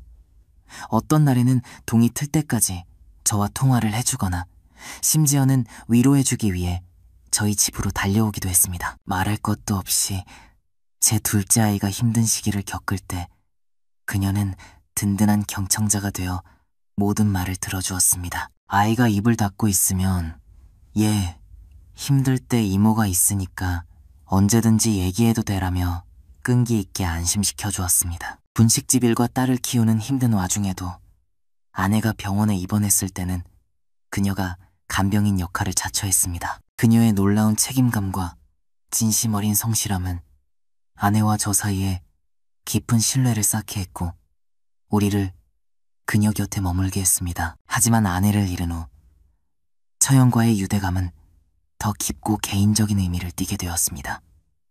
아내가 세상을 떠난 직후 저는 잠을 이룰 수가 없었습니다. 아무리 늦게 누워도 눈만 감으면 아내의 모습이 떠올라 제 마음은 또다시 산산조각 났습니다. 마지막 순간에 그녀가 얼마나 무서웠을까요? 내가 곁에 있었다면 조금이라도 위안을 얻었을 텐데 하는 후회와 자책의 무게가 저를 짓눌렀고 결국 저는 술의 위로 없이는 버티기 힘들었습니다. 이 혼란스러운 시기의 처형은 제 바로 옆 아파트 건물로 이사하기로 결정했습니다. 제가 혼자 아내의 유품을 정리하기 힘들어하는 것을 보고 제가 근처에 머물면서 필요할 때마다 도와줄게요 라고 결심한 것입니다. 옆집으로 이사 온 후 그녀는 거의 이틀에 한 번꼴로 우리 집 문을 두드리며 주기적으로 방문했습니다. 반찬 좀 만들었는데 아이랑 같이 드세요. 라거나 나가기 전에 빨래 한번 돌려놓고 갈게요. 와 같이 기분 좋은 제안을 하며 집안일을 수월하게 처리해 주었습니다. 그 결과 우리의 교류는 더욱 잦아졌고 아이들 이야기를 하거나 아내를 추억하며 웃고 우는 시간들이 깊어졌습니다. 제 둘째 아이가 혼자 방에 틀어박혀 있을 때면 처형은 부드럽게 문을 두드리며 같이 밥 먹자고 따뜻하게 권하며 우리와 함께 식탁에 앉도록 격려했습니다. 어느 날은 교대 근무를 마친 후 일찍 분식집 문을 닫고 와서 저와 제 아이를 위해 카레를 만들어 주었습니다. 저는 그녀가 너무 무리하는 것은 아닌지 자주 걱정했습니다. 제가 그녀에게 짐이 될까봐 민망함을 느끼는 순간도 여러 번 있었습니다. 하지만 그녀는 평온한 태도로 남을 돕는 것도 아니고 형부랑 조카잖아요. 가족은 힘들 때 서로 도와야죠. 라고 대답했습니다. 대화가 깊어지면서 처형과 저 사이에는 쉽게 표현할 수 없는 깊은 정서적 유대감이 싹 텄습니다. 아내의 첫 기일이 다가오자 제 마음의 부담은 거의 감당할 수 없을 정도로 커졌습니다. 그녀의 부재라는 현실을 받아들이기는 여전히 힘들었습니다. 아이들 또한 한동안 슬픔에 잠겨 있었습니다. 그 무렵 처형이 제안했습니다. 기일에 조촐하게 식사하면서 가족끼리 모여 언니를 추모하는 건 어때요? 솔직히 저는 추모식을 준비할 기운조차 없었지만 그녀는 해산물 메뉴부터 추모 영상까지 모든 세부 사항을 직접 챙겨주었습니다. 그날 조촐한 가족 모임에서 아내의 사진을 보고 소중했던 순간들을 회상하는 동안 그녀가 돌이킬 수 없이 떠났다는 현실이 명백하게 다가왔습니다. 저는 눈물을 흘리며 모임을 준비해준 처형의 노력에 진심으로 감사함을 표했습니다. 마침내 오랫동안 기다려온 기일이 되었습니다. 아이들의 기분이 특히 좋지 않았기에 우리는 함께 있기로 했습니다. 그날 저는 그때까지 숨겨져 있던 처형의 한 단면을 보았습니다. 평소의 강인함과 꿋꿋함 아래에는 지극히 인간적이고 연약한 영혼이 있었습니다. 그날 저녁 우리는 조용히 아내를 회상했습니다. 둘째, 아이가 엄마가 보고 싶다며 울기 시작했고 우리 마음은 산산조각 났습니다. 하지만 처형은 부드러운 위로를 건네며 공기 중의 감도는 긴장을 풀어주었고 그렇게 그날은 평화롭게 마무리되었습니다. 밤이 깊어지자 각자 자기 방으로 돌아가 자매 품에 안겼습니다. 저 또한 약간 취한 채 잠이 들었습니다. 하지만 이른 새벽의 고요함 속에서 저는 목이 말라 잠에서 깼습니다. 물을 한 잔 마시러 가는 길에 처형의 방에서 들려오는 작은 소리에 호기심이 생겼습니다. 호기심에 나는 살금살금 그녀의 방문으로 다가갔습니다.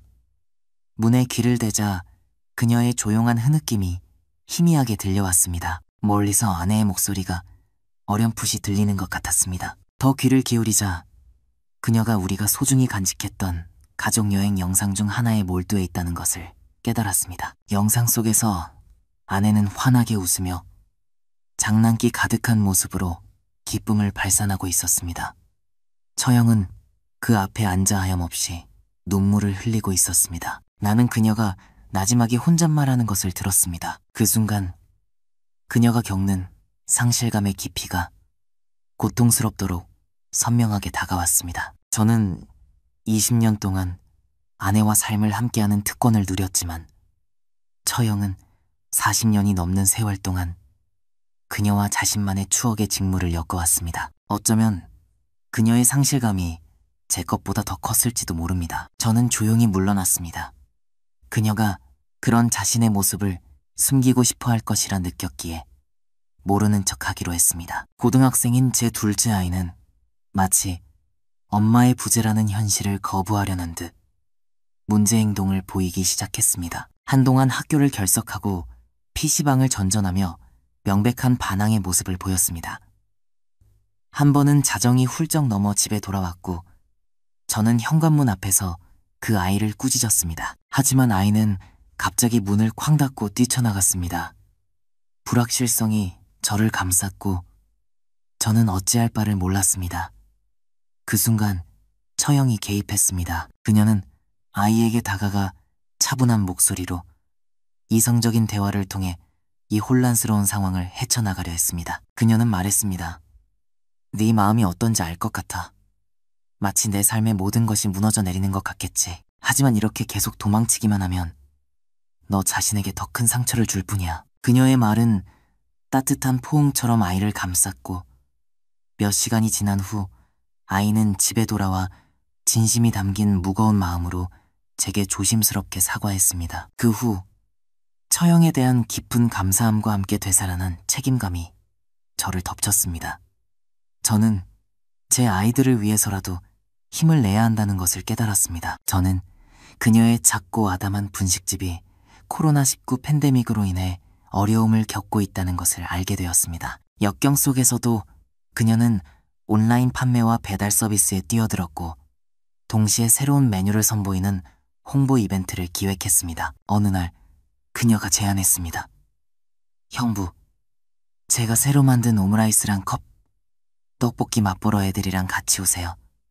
형부 의견이 듣고 싶어요. 저는 둘째 아이와 함께 가게를 찾아갔고 그곳 카운터에는 유난히 환하게 빛나는 처형이 서 있었습니다. 그날 이 음식은 매콤한데 단맛이 조금 더 있으면 좋겠어요. 설탕 대신 물엿을 넣으면 어떨까요? 라며 의견을 나누자 처형은 환하게 웃으며 대답했습니다. 정말 좋은 제안이네요. 역시 우리 가족이 최고예요.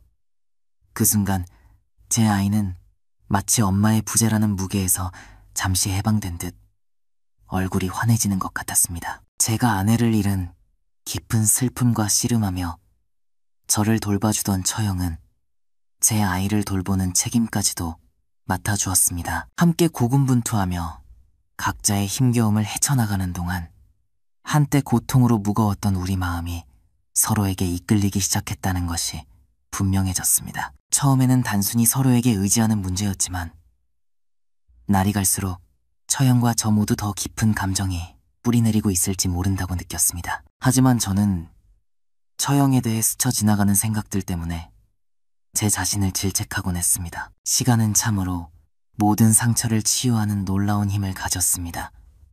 우리 가족은 서서히 그 고통을 헤쳐나가며 일상의 리듬을 되찾았습니다. 하지만 일상의 리듬 속에서 처형이 아내가 비워둔 자리를 점차 채워가면서 저는 거의 무의식적으로 그녀에게 기대고 있다는 것을 발견했습니다. 그녀의 존재는 저를 편안한 포옹으로 감쌌고 그녀의 부재는 제 안의 불안감의 파도를 일으켜 왜 이런 깊은 변화가 일어났는지 고민하게 만들었습니다. 힘든 하루가 끝나갈 무렵 피로가 몸과 마음을 감싸자 인간이라면 겪게 되는 익숙한 욕구가 제 안에서 솟구쳤습니다. 그 찰나의 순간 저는 조용히 외국 영상을 보며 위안을 찾곤 했습니다. 화면을 수놓는 영상들은 순간적으로 제 감각을 자극했지만 영상이 끝나면 방 안의 정적 속에는 오직 하나의 잔상만이 남았습니다. 처형의 얼굴이 제 마음속에 남아 마치 늘 존재하는 그림자처럼 저를 따라다녔습니다. 그 이미지는 제 생각 속에 머물며 사라지기를 거부하는 끊임없는 고리처럼 맴돌았습니다. 서로의 곁에서 수많은 순간을 함께했음에도 불구하고 저는 아직 그녀의 온전한 모습을 본 적이 없었지만 생각할 수 있는 모든 다른 방식으로 그녀의 본질을 알고 있었습니다. 함께하는 동안 우리는 자연스럽게 수많은 순간을 공유했고 그 과정에서 마주친 그녀의 여러 모습들은 제 기억 속에 영원히 각인되었습니다. 집안일을 하기 위해 몸을 숙였을 때 그녀의 옷자락 사이로 보이던 풍만한 가슴의 부드러운 곡선을 기억하곤 했습니다. 어느 날 우리가 함께 펜션에 갔을 때 제가 무심코 방문을 열었던 순간을 아직도 생생하게 기억합니다. 그녀가 옷을 갈아입던 중 갑작스러운 놀라움이 그녀를 덮쳤고 본능적으로 손으로 몸을 가렸습니다. 저는 문을 쾅 닫았지만 제 눈앞에 스쳐 지나간 그 이미지는 지워지지 않고 잊히지 않는 잔상으로 남았습니다. 그녀의 집을 방문했을 때 아침에 우연히 마주쳤던 기억도 생생하게 남아 있습니다. 머리카락은 헝클어져 있었고 잠이 덜 깬 무거운 눈으로 그녀는 거의 눈을 뜨지 못한 채 저를 바라보았습니다. 하지만 그 순간 그녀는 속옷을 입지 않은 상태였고 얇은 옷 위로 미묘하게 드러나는 그녀 몸의 윤곽이 제 시선을 사로잡았습니다. 저는 시선을 피하려 애썼지만 그 순간의 광경은 제 기억 속에 지워지지 않게 새겨졌습니다. 순간순간 저는 속으로 그녀는 내 처형이야. 다른 생각은 하지 말자고 다짐하곤 했습니다. 하지만 시간이 흐를수록 그녀의 존재는 제 마음속에서 더욱 선명해졌습니다. 그리고 이제는 그 어느 때보다도 강렬하게 제 감각을 사로잡습니다. 밤이 깊어지면 그 기억들은 방 안의 고요함 속에서 더욱 날카로워집니다. 우리가 함께했던 순간들이 평온하면서도 위험한 감정으로 저를 감싸고 저는 저도 모르게 그 순간들을 다시 떠올리게 됩니다. 결국 제가 위안을 얻을 때마다 저는 그 지워지지 않는 순간들로 다시 이끌립니다.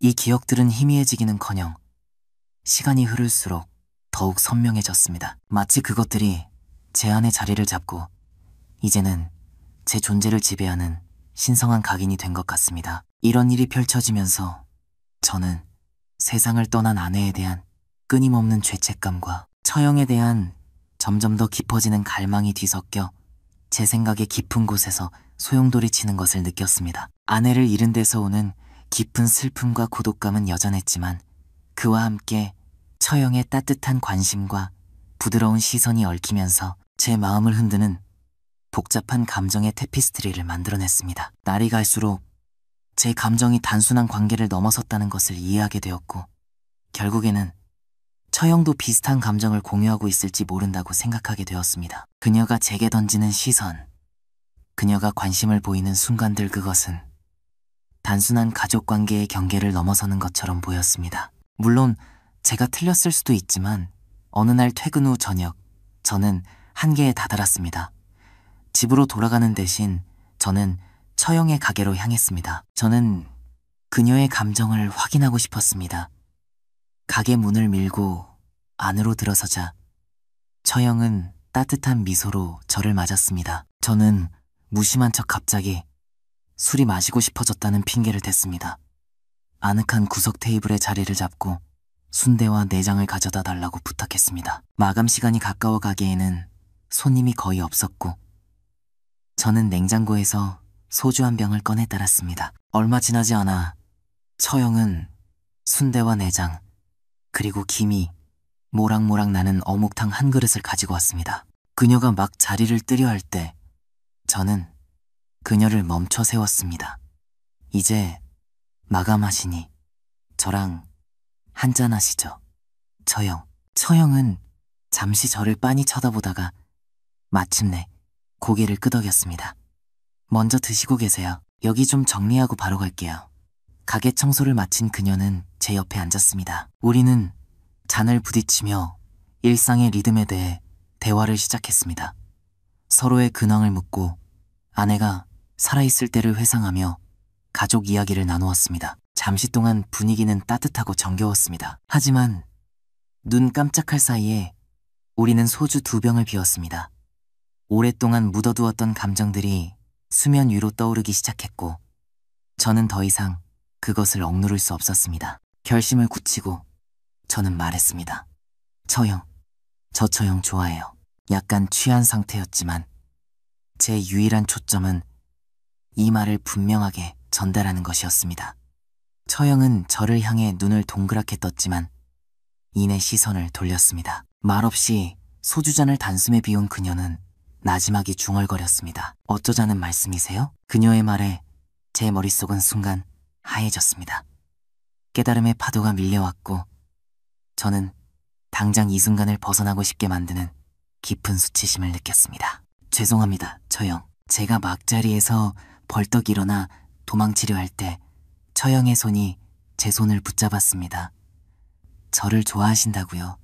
그래서 어떻게 하고 싶으신데요? 제 생각은 텅 빈 공백 속으로 사라졌습니다. 그녀의 눈을 바라보며 저는 온 힘을 다해 대답했습니다. 처형 곁에 있고 싶어요. 그 말과 함께 저는 그녀를 예기치 않게 끌어안았습니다.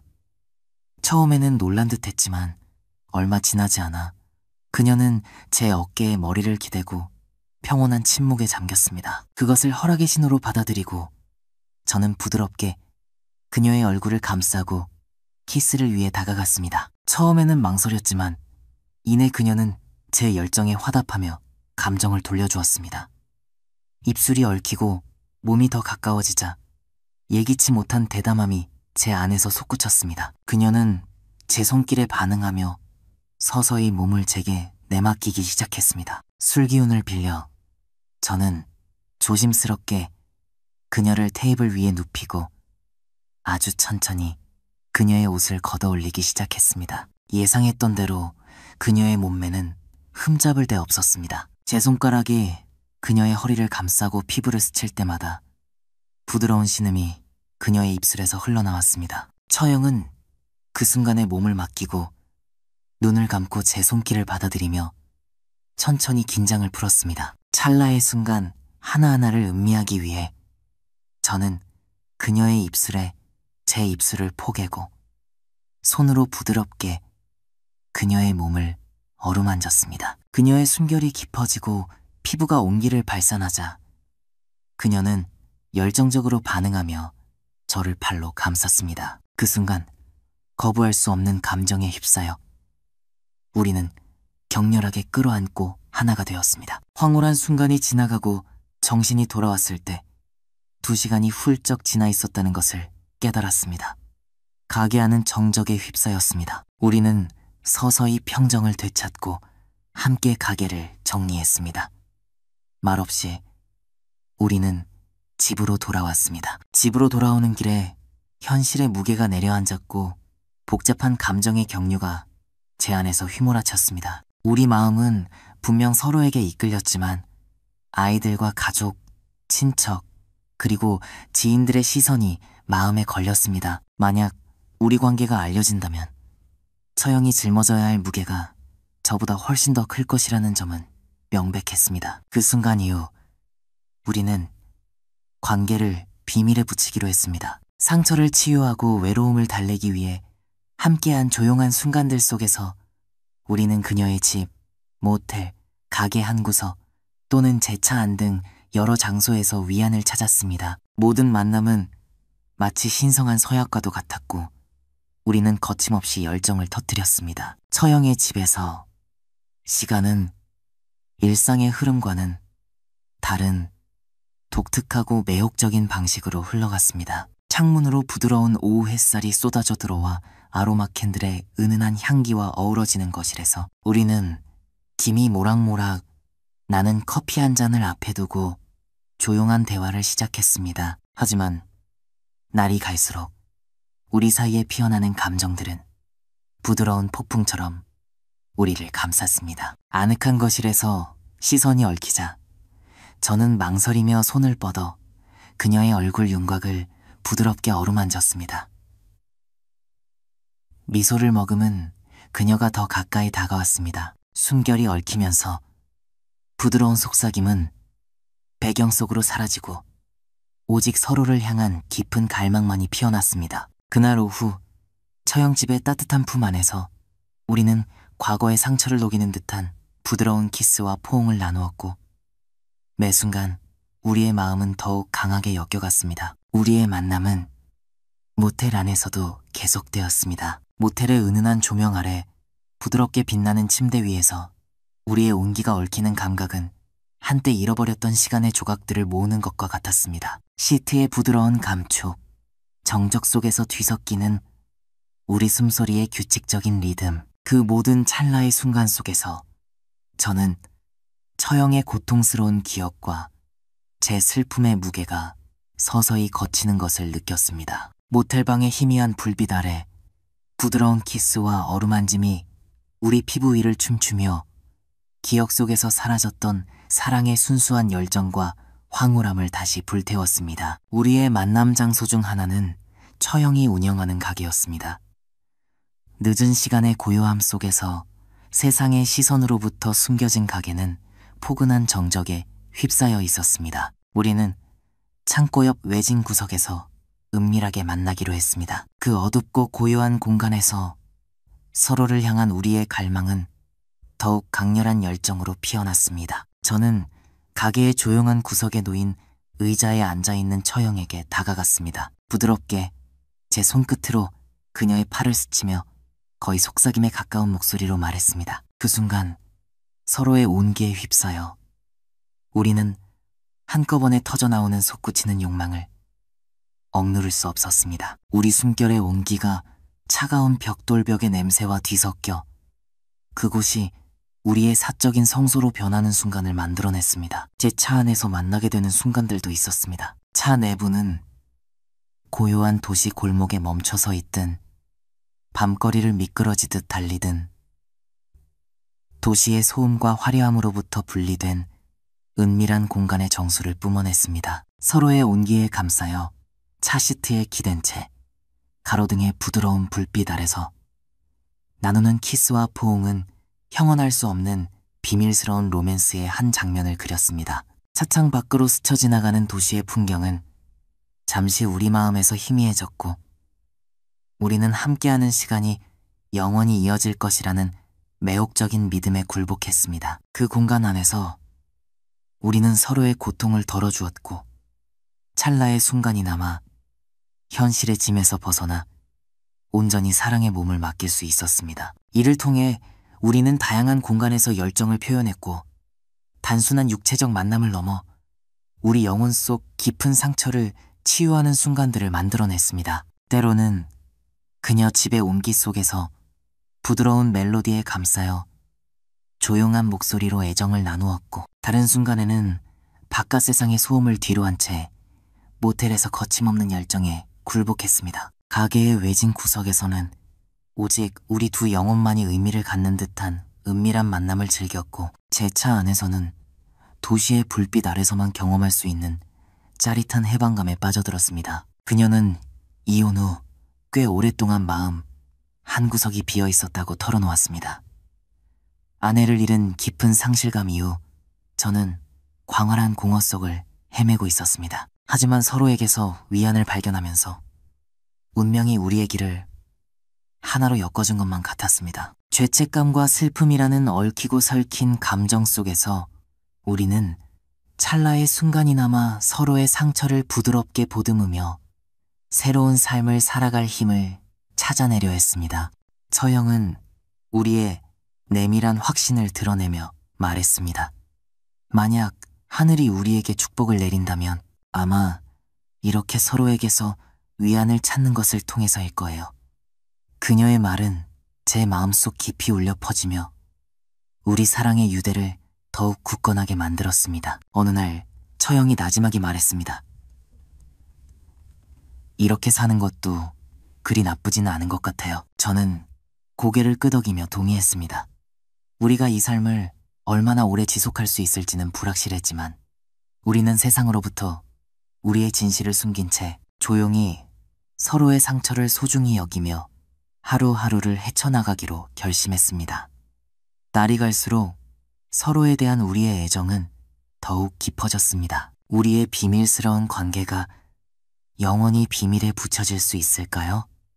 진실이 세상에 드러나는 날이 올까요? 우리 아이들이 우리가 표현하는 감정을 이해하기 힘들어할 때 우리는 어떻게 대응해야 할까요? 현실적인 걱정의 무게가 우리를 덮칠 때면 우리는 깊은 한숨을 내쉬고 의미심장한 눈빛을 교환하곤 했습니다. 하지만 우리의 불안이 아무리 깊어지더라도 우리의 결정은 흔들리지 않았습니다. 이 함께하는 순간이 가장 소중하고 진실하다는 믿음을 굳게 지켰기에 우리는 앞으로도 서로를 소중히 여기고 의지하며 살아갈 것입니다. 우리가 얼마나 더 이렇게 버틸 수 있을지는 불확실합니다.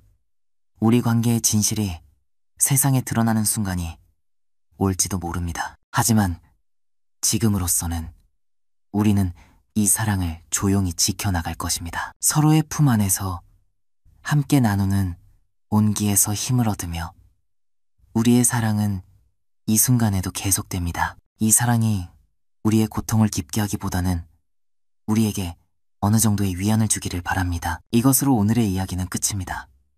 즐겁게 보셨다면 구독과 좋아요, 알림 설정 부탁드립니다. 진심으로 감사합니다.